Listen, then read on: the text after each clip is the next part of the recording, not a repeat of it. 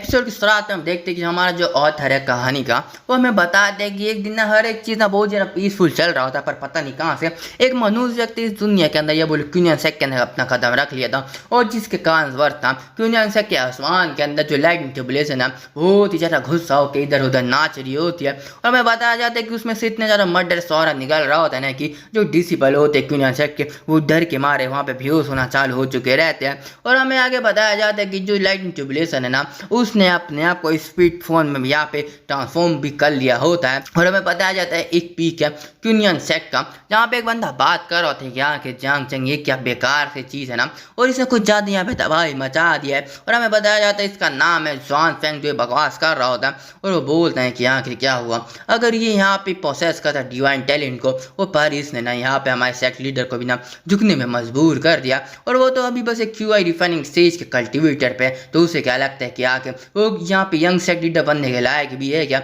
और तुम्हें क्या लगता है कि हम ना इस चीज़ को यहाँ पे मान लेंगे। तो जैसे कि हर एक लड़के के पास में एक लौंडी होती है जो उसको मक्खन लगाती है, वैसे भी यहाँ पे एक लौंडी होती है। बोलते सही बोला ब्रदर, यहाँ पे आपने बिल्कुल सही बोला। और भले क्या होता है कि अगर तुम्हारा डिवाइन टैलेंट है पर उसके बाद भी ना आपके जैसे जो कॉन्स्टिट्यूशन है, आप जैसी जो बॉडी है ना वो बहुत रेयर होती है और आप इस दुनिया के अंदर ना किसी भी इन फोर्स को यहाँ पे कंट्रोल कर सकते हो। और वहाँ आगे बकवास करते हो बोलते कि और वैसे भी आपने यहाँ पे ना फाउंडेशन लेवल के पीक पे हो, पर फिर भी आप गोल्डन कोर के किसी भी बंदे को यहाँ पे हरा सकते हो, उससे फाइट कर सकते हो बिना किसी डिसएडवांटेज के। और यहाँ तक भी मैं तो ये मानती हूँ कि आप ही यहाँ पे यंग सेक्ट मास्टर बनने के लायक हो जॉन फेंग। और हम देखते हैं कि आगे बकवास कर रहे हो तो जांग चेंग क्या बकवास है जो नया डिसेबल बन रखा है, जो 100 कोल्ड का डिवाइन टैलेंट है। और वैसे भी क्या फर्क पड़ता है क्योंकि वो बहुत ही ज़्यादा कमज़ोर है। तो हम देखते तभी उनको ना यहाँ पे एक और बंदा जॉन कर लेता, बोलता है जॉन फेंग मैं मान लो तुम बहुत ही ज़्यादा ताकतवर पर फिर भी ना तुम थोड़े से यहाँ पे कमज़ोर हो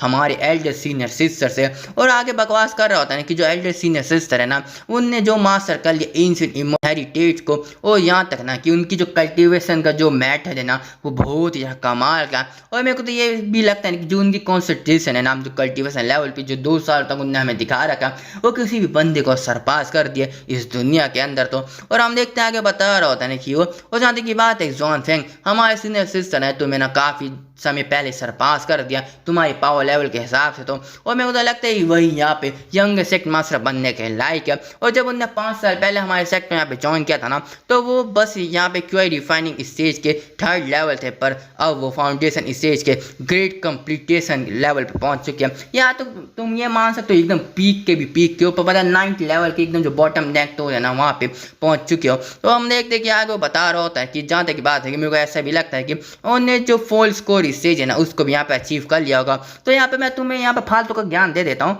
तो जैसे कि फाउंडेशन स्टेज का एकदम ऊपर वाला लेवल होता है ना जहाँ पे तुम एकदम टॉप पे पहुँच जाते हो, और जो गोल्डन कोर लेवल के एकदम बॉटम नेक पे ना वहाँ पे एक बैरियर होता है जिसके पे अगर तुम रहते हो ना तो तुम्हारे शरीर के अंदर गोल्डन कोर रियलम के बंदे की जो भी होती है ना जो ट्रांसफॉर्मेशन वो चालू हो चुकी रहती है। पर फिर भी तुम वहाँ पे ना जो फाउंडेशन स्टेज पे रहते हो, पर फिर भी जब तुम इस बैरियर को यहाँ पे तोड़ देते हो ना तुम एक ही बार में गोल्डन कोर पे यहाँ पे तब्दील हो जाते हो। तो यही बकवास हो रहा होता है। और हम देखते हैं जो बंदा ना अपनी जो 100 कोल्ड सीनियर सिस्टर के बारे में मक्खन लगा रहा होता है ना उसके बोलने के बाद ना इस बंदे और जो जॉन फेंग की जो सपोर्टर होती है जो फीमेल वाले उन दोनों में बहस छिड़ जाती के बोल सके आगे अगर तुम्हारी हिम्मत कैसे हो कि तुम मेरे सीनियर सिस्टर सीनियर ब्रदर के बारे में ऐसा बोल सको। तो हम देखते हैं वहाँ पे जॉन फेंग आ जाता है और बोलता है कि आगे तुम लोग किस बकवास में यहाँ पे फंस चुके हो। और वैसे भी हम दोनों में यहाँ पे कोई भी सेक्ट लीडर बने या ना बने, यंगर सेक्ट लीडर बने या ना बने, पर फिर भी हम दोनों इस चीज़ को डिजर्व करते हैं। और जो जियांग चंग ना बस यहाँ पे अपनी क्यूआई रिफाइनिंग स्टेज के 4th लेवल पे हो, पर वो हमें कभी भी सरपास नहीं कर सकता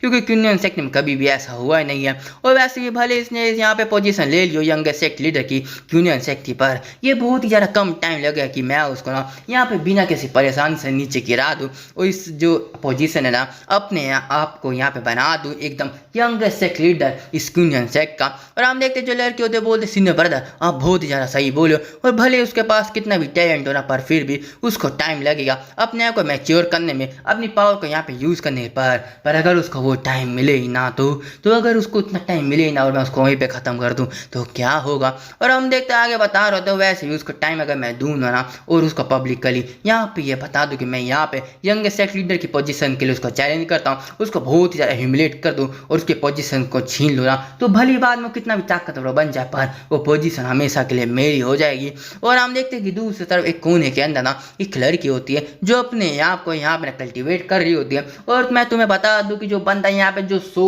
कूल सीनियर सिस्टर के बारे में बात कर रहा था ना, तो वो यही थी। और हम देखते जब अपनी कल्टिवेशन के बाहर आते ना, तो वो हमें बताया जाता है कि यह है क्यूनियन सेक्ट ग्रेट डिसिपल मू रॉन्ग लिंग। तो मैं इसको लिंग ही बता दूंगा। और लड़की अपने आप को देख रही होती है, बोली कि 5 साल के बाद भी ना मेरा जो रियलम है वो फाउंडेशन स्टेज पे यहाँ है, मैं ब्रेक थ्रू क्यों नहीं कर पा रही। और वो बताते कि इस दुनिया के अंदर जो स्पिरिचुअल एनर्जी बहुत ही ज़्यादा पतली है, जिसकी मदद से ना यहाँ पे ना मैं अपनी जो अचीवमेंट को इतना ज़्यादा अच्छे से पा नहीं पा रही जो मैंने अपनी पिछली ज़िंदगी में पा रखा था। और मेरे को डर है ना कि इस बार बहुत ज़्यादा मुश्किल होने वाली है। और हमें बताया जाता है कि ये जो मॉरिंग लिंग है ना, क्या बोलो मू रॉन्ग लिंग, ये ट्रांसमाइग्रेट हो चुकी है अपनी पिछली ज़िंदगी के यहाँ पे जब वो वहाँ पे मरी थी। और हमें बताया जाता है कि पिछली ज़िंदगी के अंदर ना ये एक रियलम में पहुंची जिसका नाम है ग्रेट एम्पर रियलम। और हमें बताया नहीं जाता क्योंकि ये जो रियलम है ना इस दुनिया में होता नहीं है, ये दूसरी दुनिया में होता है। तो बाद में बताया जाएगा जब ज़्यादा चैप्टर हो जाएंगे या जो इमोर्टल वर्ल्ड का सीन दिखाया जाएगा, तो हम देखते हैं कि हमें बताया जाता है जो सोकल इमोर्टल दुनिया के जो मानव होते हैं ना, जिसके अंदर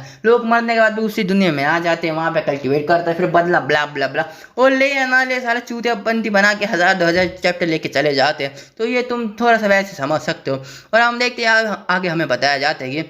जब ये अपना जो कल्टीवेशन लेवल के बाद ब्रेक थ्रू करके बैठी थी ना, तो इसका जो ब्रेक थ्रू करने के बाद इसका जो कल्टीवेशन बेस है वो बहुत ही ज़्यादा अनस्टेबल था। तो ये सोचना जाके कुछ थोड़ी सी यहाँ पे हब ले लूँ, ये ले लूँ, वो ले लूँ, जिससे मैं अपने कल्टीवेशन को यहाँ पे थोड़ा सा फिक्स बना दूँ। तो उसी समय ना कुछ इसका बहुत ज़्यादा पुराने जो होते हैं दुश्मन, उनने मिल के इसको अटैक कर दिया। और बहुत ही लंबी फाइट के बाद ना उनने इसको बहुत ही आसानी से मार दिया था। और इसके मरने के बाद ना ये जो मॉलिंग है ना, वो इस दुनिया में अपने आप को पाती है और वो सोचते हैं कि चलो छोड़ भी, मैं वापस अपनी कल्टिवेशन लेवल को बहुत ही हाई में पहुंचा दूंगी और अपना बदला मैं जरूर ही ले लूंगी। और हमें बताया जाता है कि जो मॉलिंग है ना अपने आप को बहुत ही आसानी से इस दुनिया के अंदर एक्सेप्ट कर लिया था कि वो इमोर्टल वर्ल्ड से मोर्टल वर्ल्ड में आ चुकी थी। और हम देखते हैं कि जो मॉलिंग सोचने की ये जो स्टेज है ना, जो मैं 5 साल में अभी तक पहुंची हूँ, वो मेरे लिए काफ़ी नहीं है। और ये जो रिसोर्स जो मेरे को मिलता है बहुत ही ज़्यादा कम है। तो मेरे को लगता है कि मेरे को ना जो नासन सोर रियल में पहुंचने में बहुत ज़्यादा टाइम लगने वाला। अगर ये मेरी नॉर्मल दुनिया होती ना, तो अभी तक यहाँ पे नासन सोर रियल में पहुंच चुकी रहती है।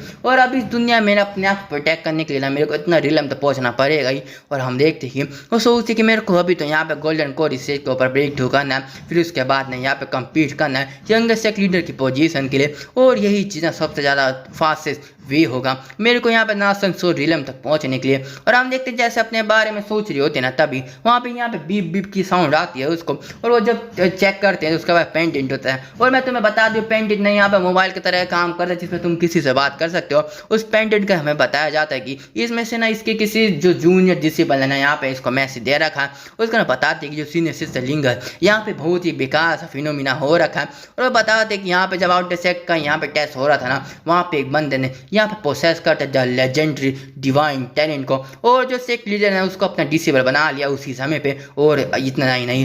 ही नहीं उसको ना यंगेस्ट सेक्ट लीडर का पोजीशन भी दे दिया गया है। और सीनियर सिस्टर इससे आपको बहुत ज़्यादा परेशानी होने वाली है अपनी पोजीशन को ऑब्टेन करने के लिए। और जो सीनियर सिस्टर होती है बोलती कि सच में यार जो हमारे मास्टर ने यहाँ पे सच में एक जूनियर ब्रदर को यहाँ पे ले रखा और उसको यहाँ पे यंगेस्ट सेक्ट लीडर बना रखा, क्या कमाल की बात है ना। पर आखिर मैं उससे क्यों फाइट करूँ। और हम देखते हो बताते हैं ना जो मैसेज कर रखी होती है आखिरकार ना ये जो डिसीजन है ना मास्टर ने ले रखा है। और अगर मैं यहाँ पे कुछ मना करूँ ना तो इसका वजह से जो मास्टर की जो पोजीशन पे और उनके जो होता है ना हॉनर के ऊपर बहुत ज़्यादा चोट लगने वाली है। और वैसे भी उनकी मदद से ना मैं अभी तक इतने पावरफुल रियम तक पहुँच चुकी हूँ, तो मैं आखिर क्या बोल सकती हूँ। तो हम देखते कि वहीं पर कॉल कट कर देती है और बोलती नहीं कि अब। और आखिरकार अगर मैं अपने जूनियर ब्रदर से थोड़ा सा रिसोर्स मांग लूँ तो यहाँ पे ज़्यादा बुरा लगेगा नहीं ना उसको। और यहाँ पे ये बंदी सोच रही होती कि यहाँ पे मेरे को रिसोर्स मिल जाएगा, और वहाँ पे दूसरा बंदा सोच रहा होता कि यहाँ पे उसका कल्टीवेशन लेवल इतना कम होने वाला है, पर दोनों की यहाँ पे मजे मिलने वाले हैं आगे तो, क्योंकि अपने अपने में यहाँ पे रिसोर्स लेने के लिए मना कर दिया।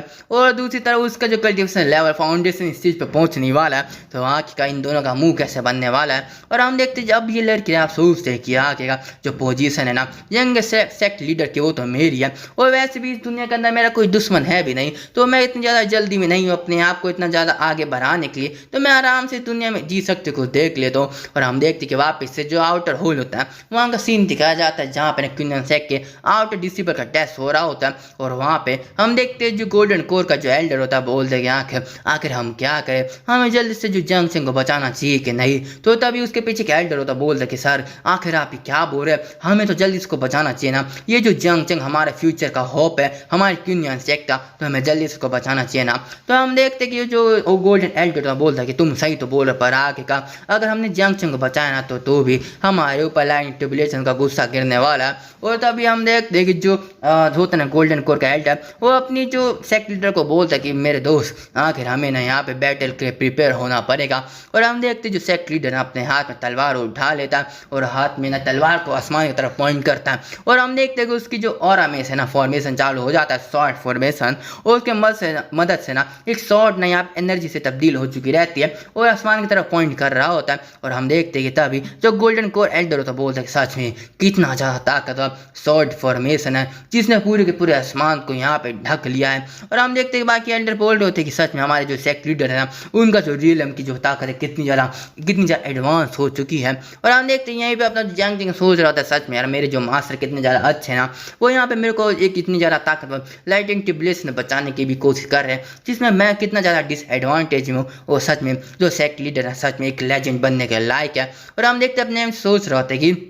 कि भले ही ये जो लाइटिंग ट्रिबुलेशन बहुत ज़्यादा खतरनाक है और इससे मेरे को बहुत ज़्यादा तकलीफ होने वाली है, पर फिर भी ये अपॉर्चुनिटी जिससे मैं अपने कल्टिवेशन लेवल को इंक्रीज़ कर सकूं और फाउंडेशन इससे तक पहुंच सकूं, तो इससे मेरे को ना हेवनली कर्स के ऊपर यहाँ पे ना पूर्ण रूप से निर्भर होना पड़ेगा और अपनी ताकत को और ज़्यादा बढ़ाना पड़ेगा। और वैसे भी लाइटिंग ट्रिबुलेशन की मदद से मेरी बॉडी बहुत ज़्यादा ताकतवर हो जाती है, तो जिसकी मदद से मैं QI डिफाइन स्टेज की जो पीक को यहाँ पे ना ब्रेक थ्रू कर लूँगा और अपनी ताकत को बढ़ाऊँगा। और यही मेरी अपॉर्चुनिटी है और मेरे को ये अभी क्या भी लेना पड़ेगा। तो हम देखते जंग सिंह बोल रहा है सेक्ट लीडर ये जो ट्रिबुलेशन है मैं खुद ही लेना चाहता हूँ। और हम देखते इस बात को सुन के जो सेक्ट लीडर होता है वो सोचता है आखिर बंदा क्या मरने वाला है, क्या ये मरना चाहता है कि इस ट्रिबुलेशन को खुद लेके। और हम देखते हैं तभी जंग सिंह समझाता है कि मास्टर मैं जानता हूँ कि मैं इस लायक नहीं हूँ कि मैं आपसे कुछ मांग सकूँ, पर फिर भी मैं कोई हेवनली टैलेंट नहीं हूँ जो आप समझते हैं। और मेरे जो कल्टिवेशन लेवल का जो बात है ना वो बहुत ही ज़्यादा अलग है किसी और बंदे से, तो इसलिए ना मेरे को किसी और बंदे की जो आउटर हेल्प की ज़रूरत नहीं है और ये लाइटिंग ट्रिबुलेशन को मैं खुद ही लेना चाहता हूँ।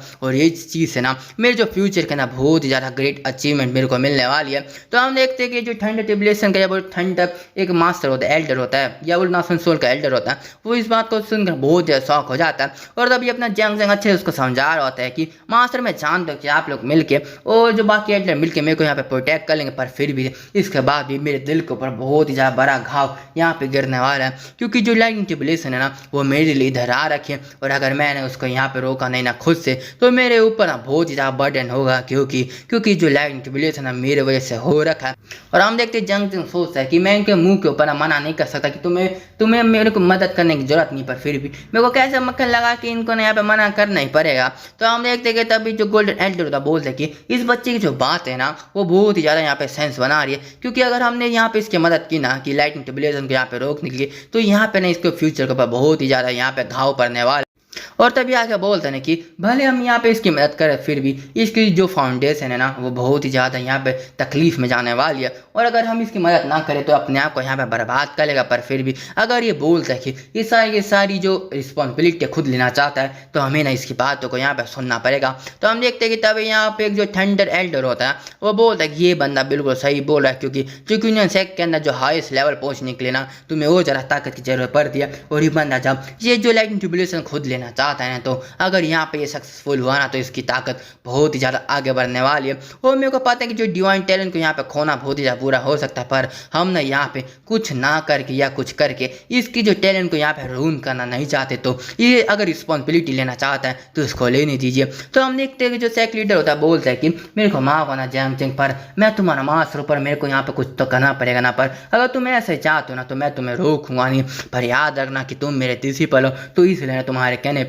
मैं अपना जो शॉर्ट फॉर्मेशन है ना उसको वापस ले लेता हूँ। याद रखना कि अगर यहाँ पे मेरे को लगा कि तुम मरने वाले हो ना तो मैं जल्दी वहाँ पे आऊँगा और तुम्हें ज़रूर बचा लूँगा। तो हम देखते कि आके बोलता ना कि कोई भी एक छोटी सी लाइटिंग ट्रिबुलेशन मेरे प्रिंसिपल को मारने की कैसे हिम्मत कर सकती है, और मैं उसे ज़रूर ही रोक कर आऊँगा। और हम देखते हैं यहाँ पे जंग सोचते हैं कि आखिर मेरे जो मास्टर है ना वो मेरे को कुछ ज़्यादा समझते हैं, पर यहाँ पे मेरी जितनी कल्टिवेशन होती है ना किसी लाइटिंग ट्रिबुलेशन वजह से होती है, तो आखिर मैं क्या बोल सकता हूँ। तो हम देखते हैं यहाँ पे हमारा जो एपिसोड है ना वो खत्म होता है। तो दोस्तों कैसे लगा है हमारा नया एपिसोड, तो बाय। मैं आशा करता हूँ आपको वीडियो पसंद आई होगी।